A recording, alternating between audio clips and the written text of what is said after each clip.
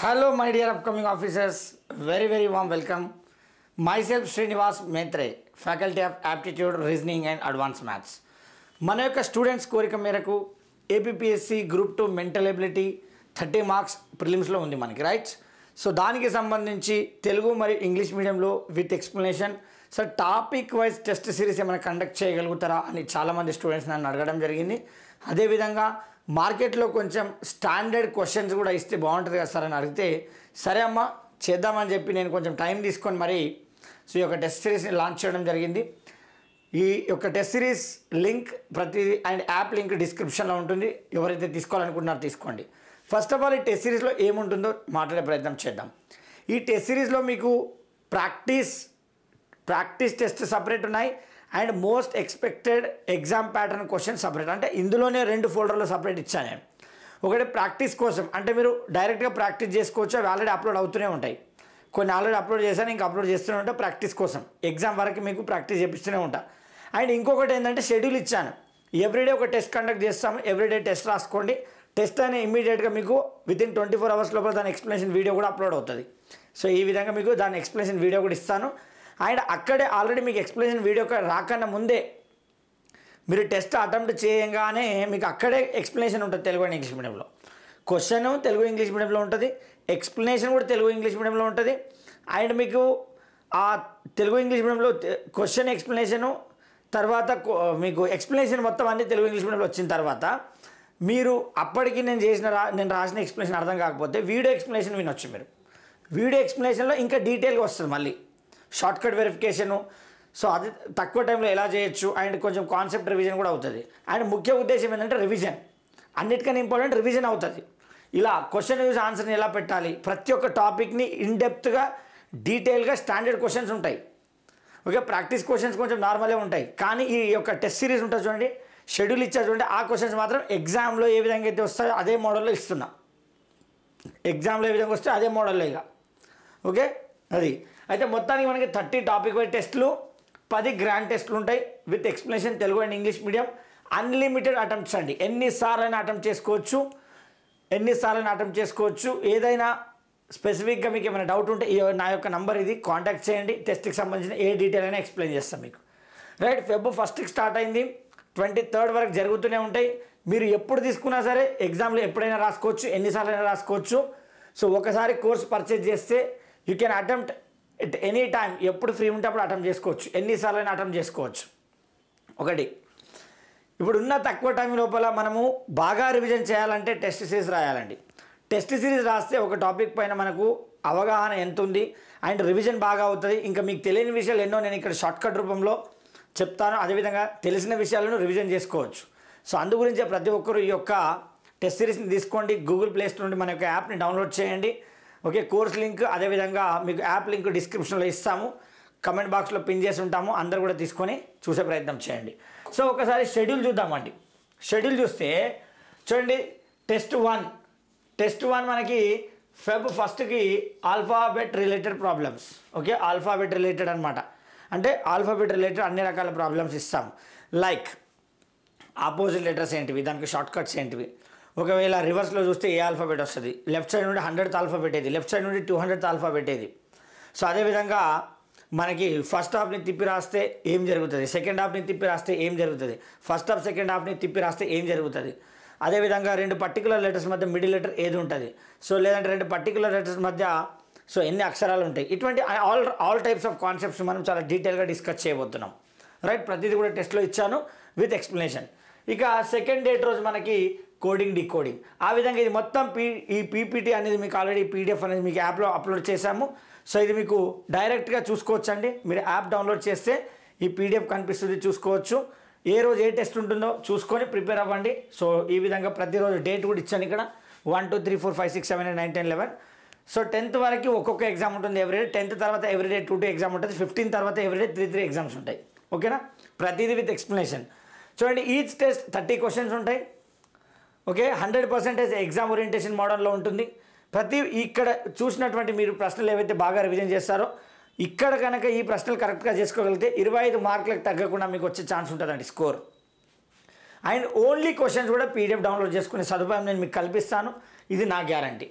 అయితే మొత్తం మనకు 2222 క్వశ్చన్స్ ఉంటాయి.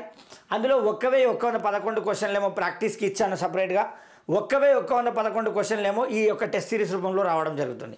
1111 క్వశ్చన్లు మీకు ఆల్రెడీ ఒక 300 to 400 ఆల్రెడీ అప్లోడ్ చేశాను ప్రాక్టీస్ చేసుకోవడానికి, మిగిలినవి కూడా అప్లోడ్ చేస్తాను. నేను కొంచెం బిజీ ఉండడం వల్ల కొంచెం స్లో ఉంది ప్రాసెస్ అప్లోడింగ్.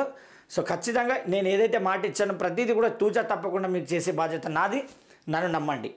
ఏ డౌట్ ఉన్నా ఏ ప్రాబ్లం ఉన్నా మిమ్మల్ని మీరు నన్ను తిట్టుకోకండి, నాకు కాంటాక్ట్ చేయండి. సో డెఫినెట్లీ నేను ఎంత కష్టమైనా మీ ముందుకు ప్రతిదీ క్వాలిటీ క్వాంటిటీ రెండు ఉండేటట్టు చూసుకుంటా, సరేనా? తర్వాత ఇక్కడ చూడండి టెస్ట్ 12 గ్రాండ్ టెస్ట్. ఇప్పుడు మనకు మెంటల్ ఎబిలిటీ అయిపోగానే ఇమ్మీడియట్గా మెంటల్ ఎబిలిటీ గ్రాండ్ టెస్ట్, తర్వాత బేసిక్ న్యూమరసీ స్టార్ట్ అయితే ప్రతి టాపిక్ పర్సంటేజ్ టైం. ఇప్పుడు చూడండి నంబర్ సిస్టంలో కూడా all topics important topics cover చేశాను. చూడండి నంబర్ సిస్టంలో basic number system, unit digit, counting numbers, divisibility rules, number of zeros, factors, squares, cubes, roots, recurring decimals, remainder theorem, order of magnitude ఇక్కడ వరకు, ratio proportion, percentage, simple interest, compound interest, time and work, time and distance, తర్వాత data interpretation, pie chart, bar graph. ఈ మధ్యలో మీకు basic numeracy grand test వస్తుంది మళ్ళీ, ఓకేనా? తర్వాత statements and assumption, statement conclusion, statement course of action, so statement and arguments, తర్వాత మళ్ళీ గ్రాండ్ టెస్ట్ వస్తుంది. దాని తర్వాత మళ్ళీ గ్రాండ్ టెస్ట్లు. 25వ తారీఖు ఎగ్జామ్ కదా, 24వ తారీఖు వరకు కూడా మీకు ఎగ్జామ్స్ కండక్ట్ చేస్తూనే ఉంటాను, రైట్, విత్ ఎక్స్ప్లెనేషన్. ఇక్కడ మీకు కొన్ని ఇంపార్టెంట్ పీడిఎఫ్లు కూడా అప్లోడ్ చేస్తున్న notes. So like prime numbers, squares, cubes, కొన్ని ఫార్ములాలు అన్నీ కూడా మీకు అక్కడ కంటెంట్ ప్రొవైడ్ చేస్తున్నా. మంచిగా ఉంటుంది, మీ ఫ్రెండ్స్కి కూడా రిఫర్ చేయండి. చాలా మంచి కోర్స్ ఇది, అతి తక్కువ ధరలో మీకు ఇది ఇస్తున్నా. చూడండి ఇక్కడ జాగ్రత్తగా గమనించండి అందరూ. నేను దీనిపైన దరిదాపుగా 200 నుండి 300 గంటలు దీని మీద ఇన్వెస్ట్ చేయబోతున్నానండి.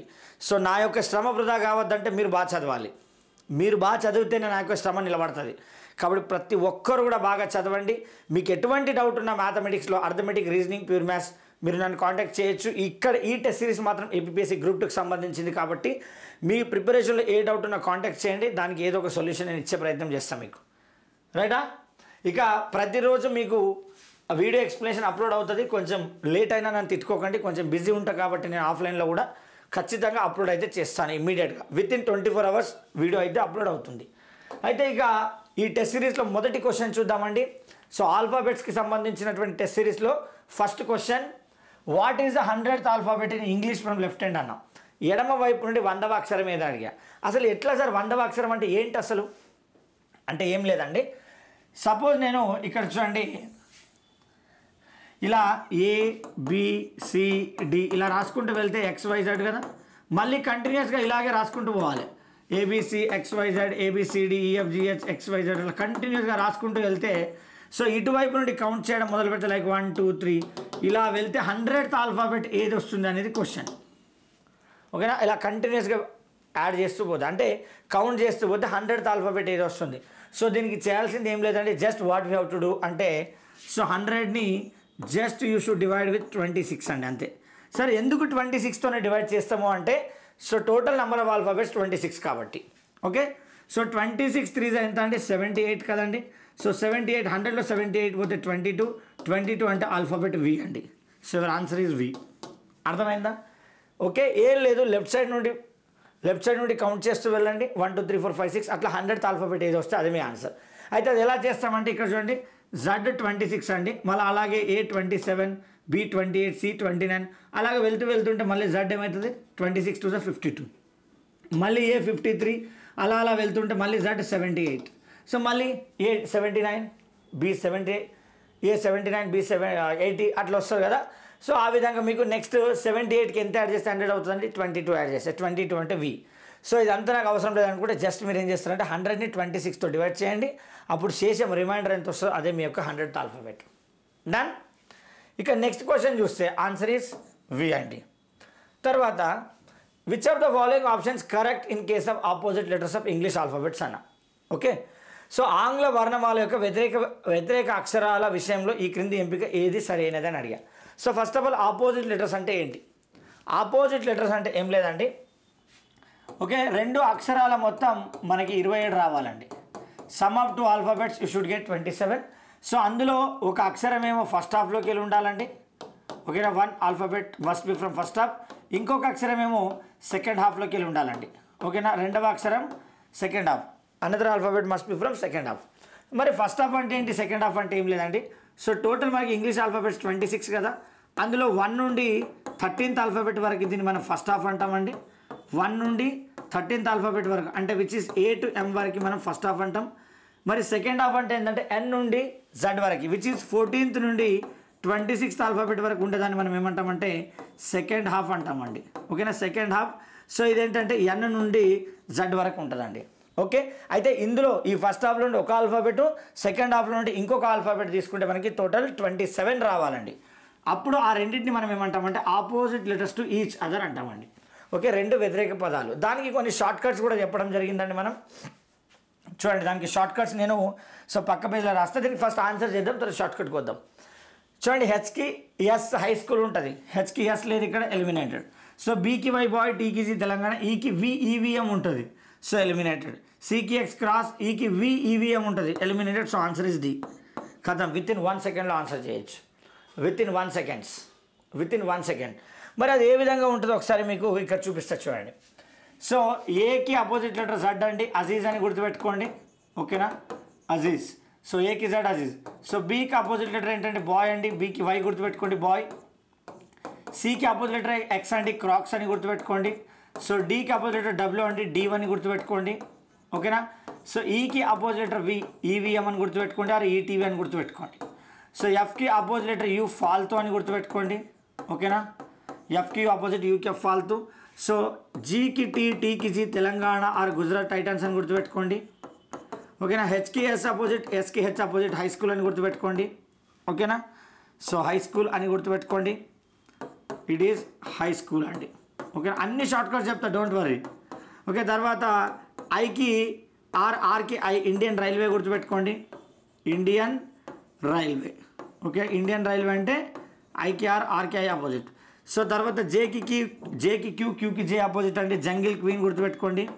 ఓకేనా, సో జంగిల్ క్వీన్ గుర్తుపెట్టుకోండి.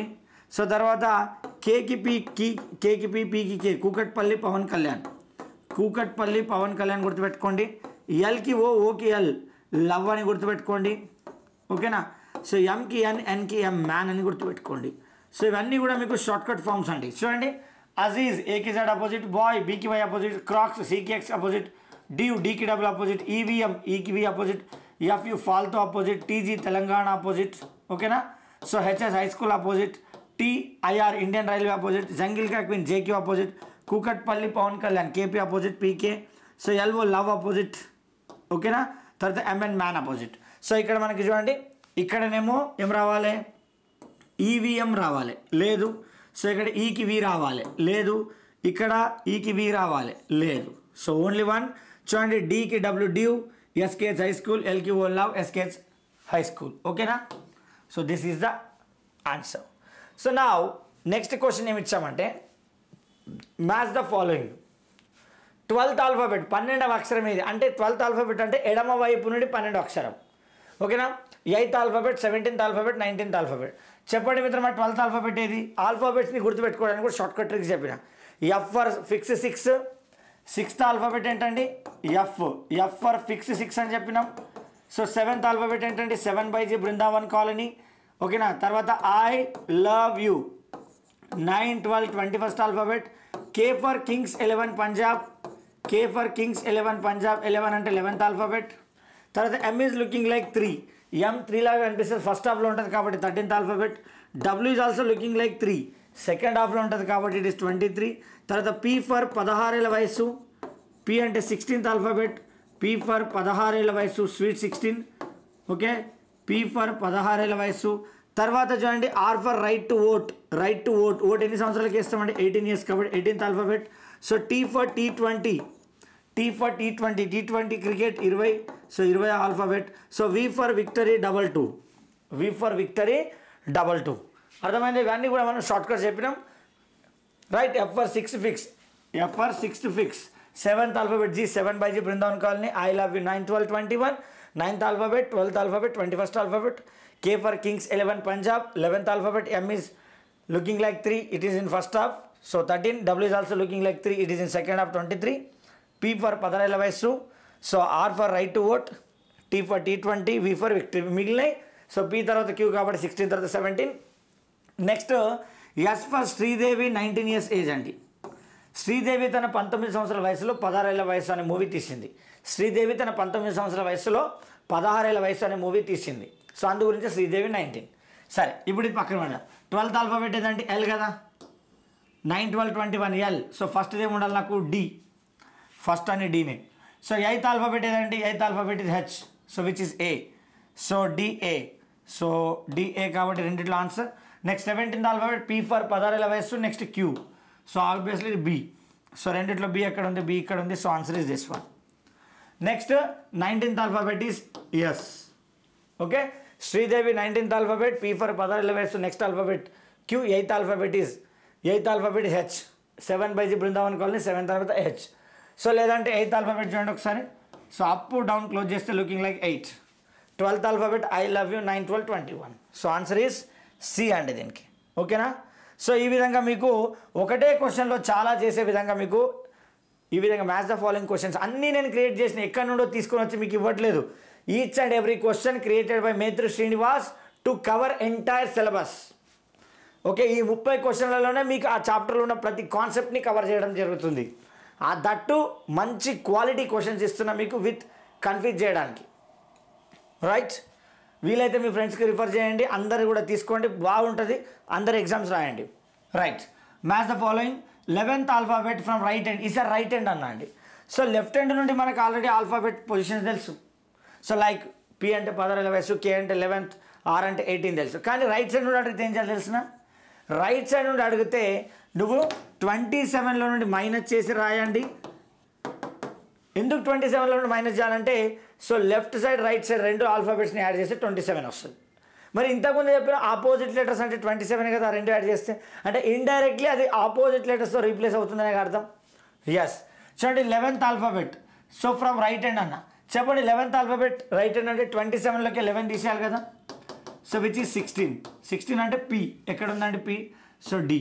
సో ఫస్ట్ వన్ D అన్నిట్లో ఉంది. అయితే ఇప్పుడు అన్నీ చెక్ చేయొద్దు, ఎక్కడ చేంజ్ అయితే అక్కడ చెక్ చేస్తే సరిపోతుంది. రైట్, కాకపోతే నేర్పిస్తున్నా కాబట్టి అన్నీ నేర్పిస్తున్నా. ఆప్షన్ చూద్దాం. ఫస్ట్ది అవసరం లేదు, సెకండ్ది చెక్ చేయండి. 16th alphabet.